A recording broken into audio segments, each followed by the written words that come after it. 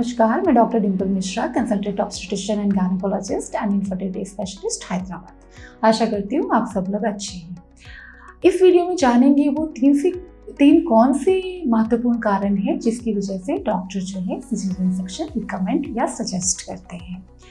हालांकि कभी ऐसा होता है कि नॉर्मल लेबर पेन हो रहा है, इस नॉर्मल डिलीवरी के रास्ते में ही अगर कुछ प्रॉब्लम होती है तो इमरजेंसी में हम लोग सिजेरियन सेक्शन एडवाइस करते हैं।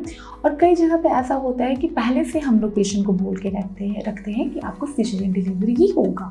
तो आइए जानें कि हम लोग सिजेरियन डिलीवरी कब और क्यों करते हैं। इसके पहले 3 इंपॉर्टेंट कारण होते हैं। पहला कारण है, फर्स्ट पी होता है, इसको 3 पी से जानेंगे। फर्स्ट पी है पैसेज में प्रॉब्लम होना। दूसरी पी है पैसेंजर मतलब भ्रूण में प्रॉब्लम होना। तीसरी पी है पावर मतलब लेबर पेन में प्रॉब्लम होना। सबसे पहले जानेंगे सिजेरियन सेक्शन में होता क्या है। बेबी की मैच्योरिटी के बाद, दैट इज आफ्टर 28 वीक्स, जब यूट्रस में एक कट करके बेबी को निकालते हैं तो उसको सिजेरियन डिलीवरी कहते हैं। अब जानेंगे पहला कारण, पैसेज मतलब जो रास्ता है जिधर से बेबी जो है नीचे की तरफ जाते हैं उसको पैसेज कहते हैं। बेबी तो यूट्रस के अंदर प्रोटेक्टेड है और ये यूट्रस जो है निचले हिस्से में बोनी पेल्विस से प्रोटेक्टेड है। मतलब वो एक पूरी हड्डियों का एक केज होता है जिसके अंदर बेबी प्रोटेक्टेड रहता है। तो मान लीजिए ये पेल्विस में, इस केज में अगर कुछ प्रॉब्लम हो, ये केस जो है अगर छोटा है या अंदर की तरफ मुड़ा हुआ है, नैरो है, तो बेबी नीचे नहीं उतर पाता, जिसको केफेलोपेल्विक डिस्प्रोपोर्शन कहते हैं। इस कंडीशन में जो है बेबी पावर अच्छी रहती है, कॉन्ट्रैक्शन होता है, पेन होता है, बट इसके होने के बाद भी बेबी जो है नीचे की तरफ उतर नहीं पाता क्योंकि रास्ता सही नहीं होता। बेबी बड़ा है बट रास्ता छोटा है, ऐसी कंडीशन होती है। इसके अलावा केफेलोपेल्विक डिस्प्रोपोर्शन तब भी कहेंगे जब जो है बेबी का सर बहुत बड़ा होता है।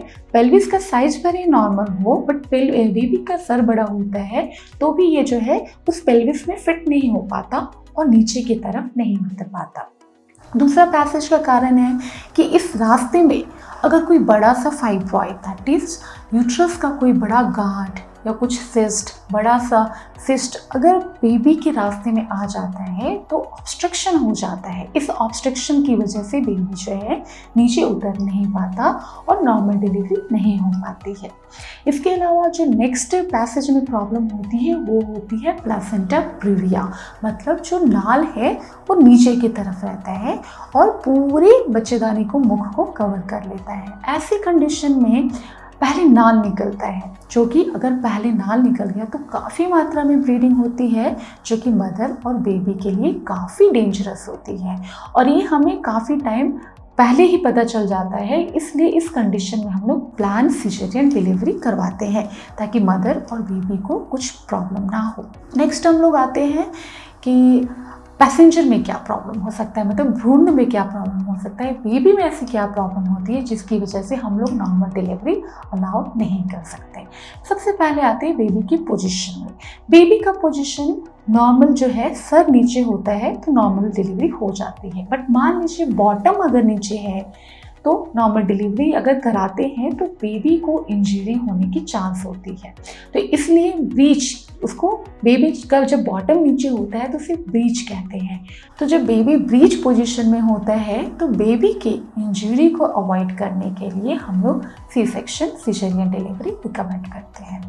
इसके अलावा मान लीजिए बेबी आड़ा है, बेबी जो है सीधा ना होके बेबी आड़ा है, सर इस साइड है, पैर इस साइड है, तो ये एरिया काफ़ी ब्रॉड होता है और इतना ब्रॉड एरिया जो है नीचे की तरफ नहीं जा पाता, जिसे ट्रांसवर्स लाई कहते हैं। इस कंडीशन में भी हमें सिजेरियन डिलीवरी करनी पड़ती है। नेक्स्ट आते हैं बेबी में और क्या प्रॉब्लम हो सकती है।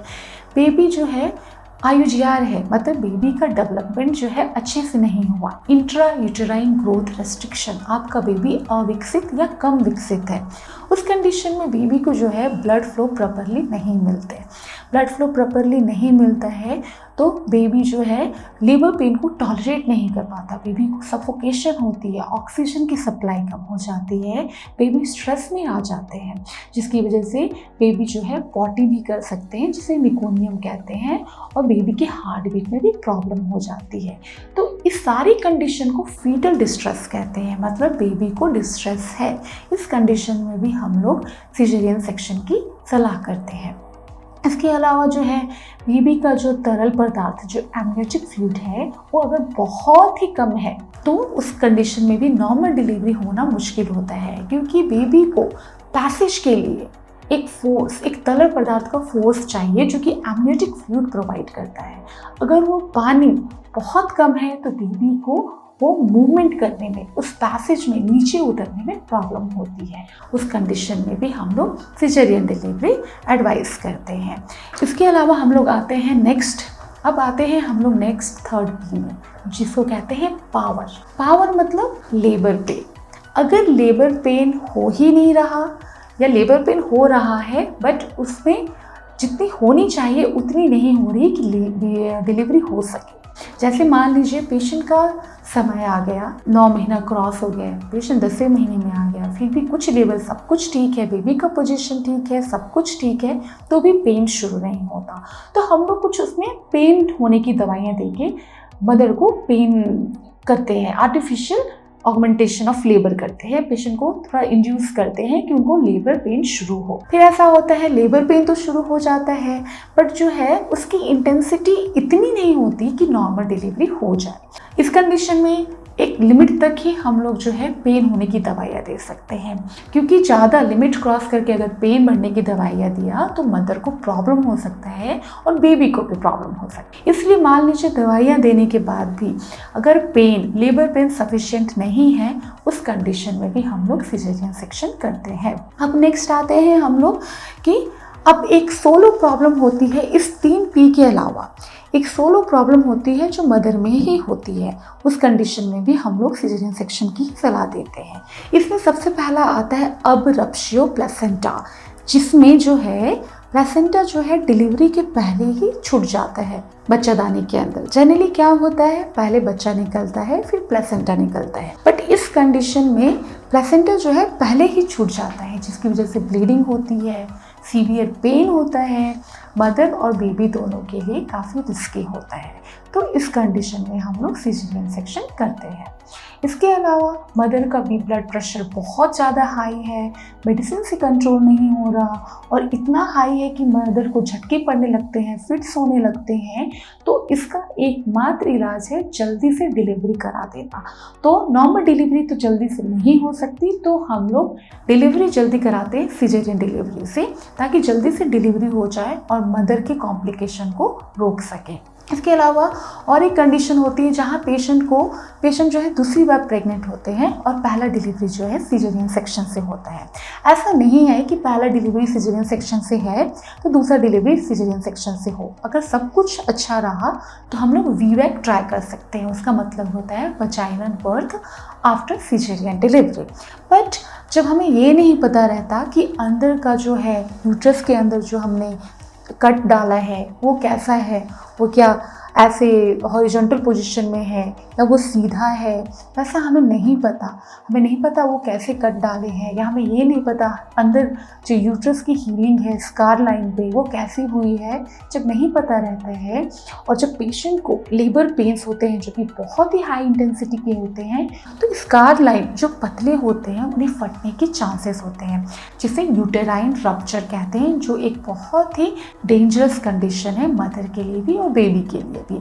जब ऐसे रिस्क फैक्टर्स होते हैं तो हम लोग नॉर्मल डिलीवरी अलाउ ना करके सिजेरियन सेक्शन रिकमेंड करते हैं।